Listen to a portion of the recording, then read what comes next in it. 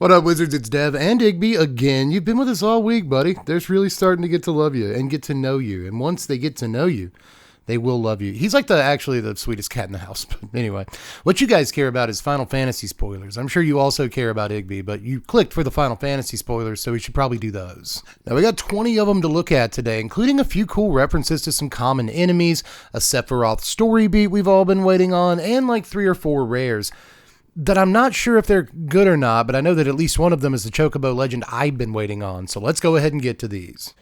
Let's get it started with the commons as usual, and there's a few more of these to get through than there usually are in a day. There's like 11 today, but that's all right. We'll get through it together. We got to start by looking at Warrior Sword and Item Shopkeep here. Pretty generic concepts from Final Fantasy games. You guys remember the famous Warrior Sword from Final Fantasy? It's apparently from FF1. This is 4 mana. It's 3 and a red for an equipment that equips for 5, but it has job select.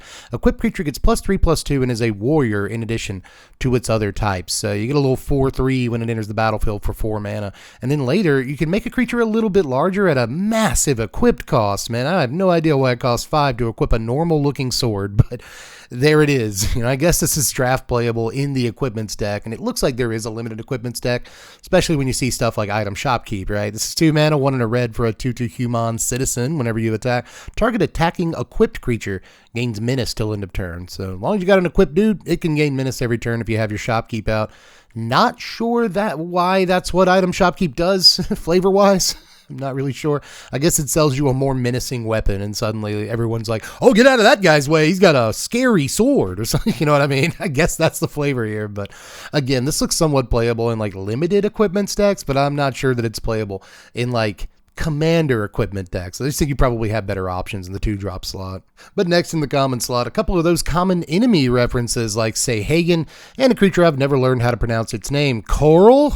It's Carl. I'm just going to call it Carl. Say Hagen is 2 mana, 1 and a blue for a 1/3 Merfolk Warrior. Whenever you cast a non-creature spell, if at least 4 mana was spent to cast that spell, put a +1/+1 counter on this guy, and he can't be blocked this turn, baby. So you start casting 4 drops, and suddenly he gets in for 2, 3, 4 unblocked. It's a cute design, but honestly, obviously, not super great. This is another one of those cards that says FF14 on it, but Say Hagens were definitely in Final Fantasy 1, so that's bugging me a little bit. Let's move on to Carl here. 2 mana, 1 and a white for a 2/2 cat beast. You can also pay 1 and a white and tap him to tap target non-enchantment creature for some reason. I'm sure that the flavor works out there somehow. I played FF15. Don't really remember this guy, but I don't remember that much about FF15, to be honest. It was a fine game. I just, didn't play it as much as I did 1, 4, 5, 6, 7, or 10. So whatever. But anyway, this guy is a 2-drop cat for the cat stacks, I guess, and that's about as far as it goes. He's getting thrown in the cat cube. I know that we're still building this cat cube like 2 years later, and this guy definitely goes in. Maybe that's why we keep holding off on releasing the cat cube. So I'm waiting on better cats, and this guy at least goes in. I wouldn't say he's better than some of the stuff we're already playing in cat cube, but he at least goes in. This is another one of those where it's like, I'll take a tapper in limited from time to time, but it won't see play anywhere outside of that format. And the same is probably true of Cloudbound Moogle and Retrieve the Esper, which is at least cool flavor. But Cloudbound Moogle here is 5 mana, 3 and 2 white for a 2/3 Moogle with flying. When it enters, put a +1/+1 counter on target creature, and it has plane cycling for 2. So again, I can't really be mad at any of these cards that have plane cycling or like any land cycling, because like at least they do that, if nothing else, right? So you can't say they're horrible, but it is fairly bad. I like him though. I like Moogles. He's a cool little guy. But Retrieve the Esper down here. You're wearing the Magitech armor. I like it. This is 4 mana, 3 and a blue for a sorcery. Create a 3/3 blue robot warrior artifact creature token. Then if the spell was cast from a yard, put 2 +1/+1 counters on that token. You flash this back for 6 mana. So it's a 6 mana 5/5 or a 4 mana 3/3. Neither one of those rates are particularly good, but, again, in limited, there are things that care about flashback or cards leaving yards and stuff like that in this set. We've seen a few already, at least, so I guess that's somewhat worthy. There's a few things that care about casting non-creature spells. This will help you cast 2 of them in limited, so I guess that matters too. And it does give you some pretty sturdy bodies, again, in limited, on both halves, so I don't know, kind of can't absolutely despise this, but it's not a great card either. This is one of those where I mostly just appreciate the reference above everything else, but the same is true of Sephiroth's Intervention, and I guess Fate of the Suncrest is also here. And I guess I sort of care about this reference, just not as much as Sephiroth's Intervention. This is 4 mana, 3 and a black for an instant. Destroy target creature, you gain 2 life. So I think we've all been waiting for this precise story beat right here. And I kind of think we all wish that it was better. I think we all wish that it wasn't just Vraska's Contempt that can't blow up Planeswalkers. I guess it's a little easier to cast than a Vraska's Contempt because that card costs 2 and 2 black. So hey, marginally better in terms of actually casting it, but still, it's just not the most exciting card in the world. It is a piece of limited removal that you'll play every time. It's kind of interesting that it's common too. There's some stuff in this set, like Aerith, for instance, that cares about life gain. So like, interestingly, it works with Aerith. I think that's kind of backhanded and rude, to be honest, but it does work with Aerith in all of her incarnations, so that's interesting. But still, yeah, I think that a lot of us wish that there was a little bit more oomph to this particular story beat, but you get what you get, and I do enjoy, I appreciate, I understand the flavor. In a way, not really sure why it gains you 2 life, but Fate of the Suncrest over here is 5 mana, 4 and a white for an instant. This spell costs 2 less to cast if it targets a tapped creature. Destroy target non-land permanent. Okay, like 5 mana at instant speed to blow up anything, and then sometimes you'll spend 3 mana on it, and if you do spend 3 mana on it, I kind of feel like you're still overpaying slightly. This is one of those where I don't really care about the reference as much, so I'm a little bit harder on the card. You heard me up there with the Sephiroth card a second ago being like, well, at least it's got decent flavor. So with a card like this where I don't really care as much, I can just be like, oh, that's bad. And it kind of is. So let's move on to some slightly better commons from the day. We got Dreams of Laguna and Shinra Reinforcements. And notice that I said better, not great. Like Dreams of Laguna is 1 and a blue for an instant. Surveil 1, then draw a card. It has flashback for 3 and a blue. Okay, so we're starting to become slightly more respectable with the card quality here, but still, I won't say this is incredible. Surveil 1 at instant speed and then draw a card at the same speed is not horrible, but again, I think we have mostly better options in standard than this, but the flashback might put it slightly over the edge, depending on what kind of deck we're looking at. Shinra Reinforcements here is 3 mana, 2 and a black for a 2/3 human soldier. When it enters, mill 3 cards, and you gain 3 life. Okay. I'm never really going to play like a 3 mana 2/3 in standard, I would assume, but there's been plenty of times where I've been looking for 3 drops that mill cards. This does that. There's been times I've been looking for 3 drops that gain life when they ETB. This does that. So meets at a pretty interesting intersection of 2 different concepts, and I'm not really sure what deck wants it, but it is an ETB trigger that like sort of matters a good bit. So again, I can't hate the card. I'm just not really sure where I'm playing it. But the best common of the day, I'm pretty sure at least, is Undercity Dire Rat. This is 2 mana, 1 and a black for a 2/2 rat with Rat Tail. When it dies, create a treasure token. So it says FF12 here, but I like to think this is actually an FF1 reference because you have to get the Rat Tail from the castle, the abandoned castle, and you bring it back to Bahamut and he like upgrades your whole party or whatever. So that's what I like to think, that's what the Rat Tail ability is on this card. But enough nerding out about Final Fantasy. This is just like a decent Magic card. We've already got Piggy Bank in standard, which is nominally better than this. Like it's got another whole card type. It's an artifact. It's got a whole other power, so it trades better in combat. And Piggy Bank doesn't really see a whole lot of play, and like it could go in Delirium decks because it's 2 different card types in the yard and stuff, and it just really still doesn't see much play. So I'm not sure that Undercity Dire Rat is either, but it's worth noting that it's in a different color. That might matter a good bit. It's okay in Aristocrats decks where you plan on it dying anyway. Like this is just a fine little ability that gives mono black some ramp where it normally wouldn't have it. So mono black has always kind of had a problem with 2 drops, or at least recently it has, like finding quality 2 drops. And honestly, I think that it's gotten a few decent ones recently. I'm not sure it ends up playing Undercity Dire Rat, but I still think this is a decently powerful card, especially considering the quality we've seen today up to now. And I guess if nothing else, like it's a rat. Like it works in your rats decks, and some people are still out there jamming rat decks. So, maybe throw it a bone, you know what I mean? But either way, let's move on to the uncommons today. There's not a ton of these, but they're worth looking at, like Evil Reawaken and Shambling Sith. Not too sure on that one, but Evil Reawakened is just a normal reanimator spell. 5 mana, 4 and a black for a sorcery. Return target creature card from your yard to the battlefield with 2 additional +1/+1 counters on it. So not the worst reanimator spell I've ever seen, but I'm pretty sure I'm still just going to play Zombify, you know what I mean? So I'll move on to Shambling Seath here. I did play Final Fantasy 13, but I swear, maybe I've blocked it out because I don't remember how to pronounce any of this stuff. So Shambling Sea is 3 mana, 2 and a black for a 3/3 mutant horror that enters tapped. Whenever you cast a non-creature spell, you may pay black. If you do, return this card from your yard to your hand. I actually think this is a limited banger right here. Kind of sucks that it ETB's tapped, but has a respectable power toughness for the rate, and it's going to stay on the table like basically all game. And honestly, in limited, the play of like, oh, whenever I play a removal spell, I get this guy back from my yard is really good, actually. So I don't think it sees play anywhere outside of that format, but it's a pretty banger card there. But we'll move on here to Albed Salvagers and Summon Esperamu. Now, Albed Salvagers is the kind of card I'm supposed to be excited about. It's 2 and a black for a 2/3 human artificer warrior. Whenever this creature or another creature or artifact you control dies, target opponent loses 1 life and you gain 1 life. So this is kind of fun because it's a blood artist, right? Well, really a Zulaport Cutthroat or something like that that only cares about your guys.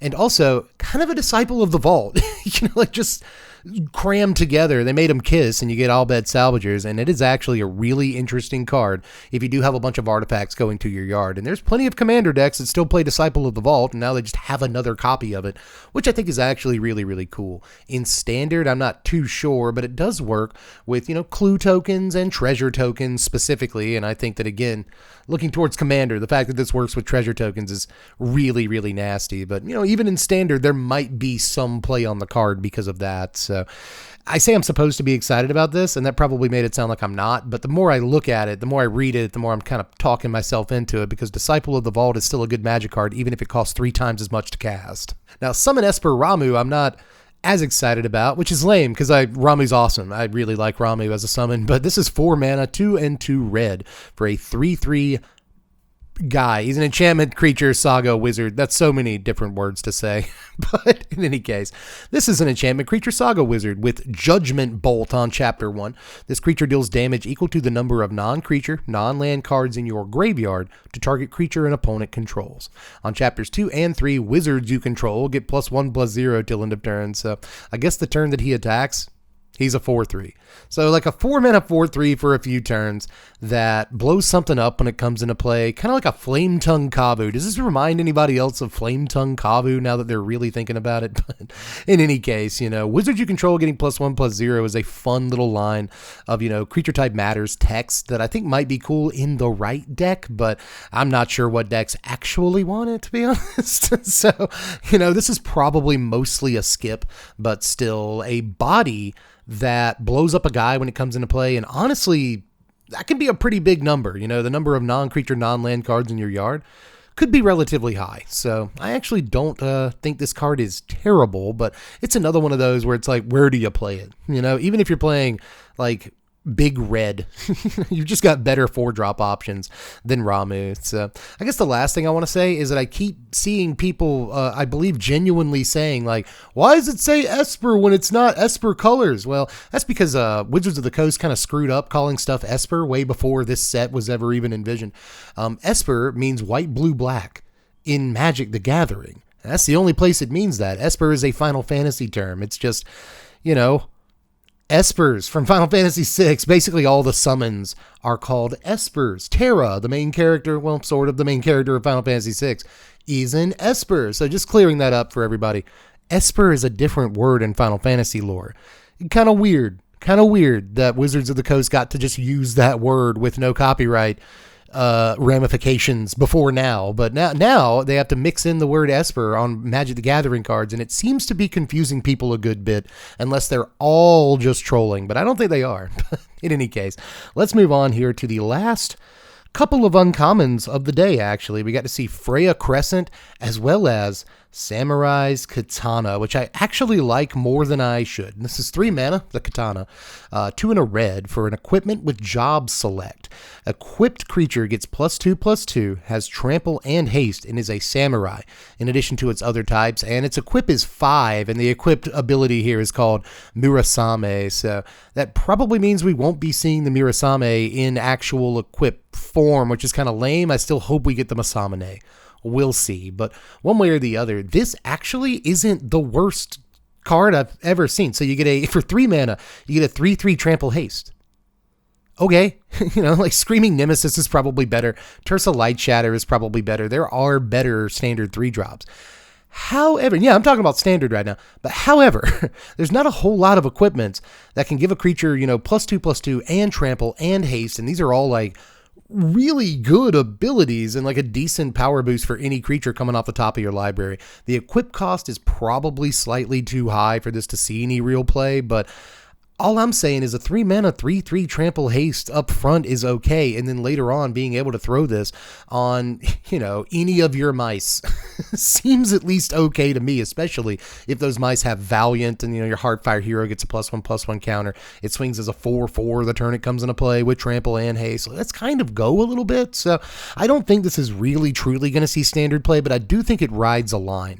As far as equipment decks in Commander, especially since so many equipment things in this set seem to focus on just not paying the equip cost for stuff, like Cloud, Beatrix. There's a bunch of cards in this set alone, plus a bunch of pre-existing cards that just allow you to throw equipment on stuff. So when you factor that in, +2/+2 trample and haste for effectively free 9 times out of 10 in your equip deck and Commander, that also seems okay. You just might have better ways to use your 99 slots. But I don't know, dude. I am slightly more attracted to this card than I really ought to be, but Freya Crescent, I believe, is the best uncommon of the day. This is a single red mana for a 1/1 legendary Rat Knight that during your turn has flying because it can jump. Jump always does that in this set. You can also tap it to add a red mana. Spend this mana only to cast an equipment spell or activate an equip ability. So this is definitely, I think so far, the best Equipment Matters card in the entire set, both for Standard and Commander. For that matter, you might not get this on turn 1 in Commander, but still, it is effectively, Lawnmower Elves. it's a Birds of Paradise in some ways in your Equipments deck in Commander. That gives itself flying, so it wears equipment very, very well, right? And it's just going to ramp you into not only equipments, but being able to equip stuff when you don't have those free effects up. But again, back to Standard, this is a, 4 of 1-drop in just about every equipments deck, if there is a functional equipments deck, right? This will be a huge part of it, even with the Legendary. I think it's an auto 4 of for the most part, because it ramps you, it, ramps into equips. It again wears equipments very well in Standard too. Just 1 mana to get this on the table is a steal, dude. So I really like this, and I like his Red Mage Steege as well. Can we turn Steege into a word? Steege isn't a word. Steeze isn't really either, but that was the word I was looking for there, one way or the other. Let's move on to the rares, baby. Vincent Valentine. We finally get to see a standard legal version of this, but I'm not sure you're going to like it. This is 4 mana, 2 and 2 black for a 2/2 legendary assassin. Whenever a creature an opponent controls dies, put a number of +1/+1 counter on Vincent Valentine equal to that creature's power. Whenever Vincent Valentine attacks, you may transform it. It transforms into Galleon Beast, a legendary werewolf beast. It's a 3/2 trample lifelink, and when it dies, return it to the battlefield tapped front face up. So if you can actually get to your attack step the turn that you drop this, or I guess the next turn, it takes a whole turn to attack with this, well then suddenly, it'll come back.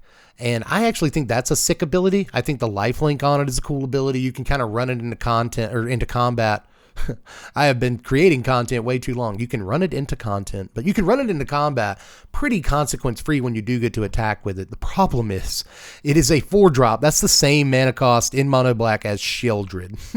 just for comparison there in terms of rate, And this dies to cut down, burst lightning, torch the tower, like just about every played removal spell, nowhere to run, right? And virtual persistence. So this is probably gonna die unless you have open mana and let's say they try to cut it down.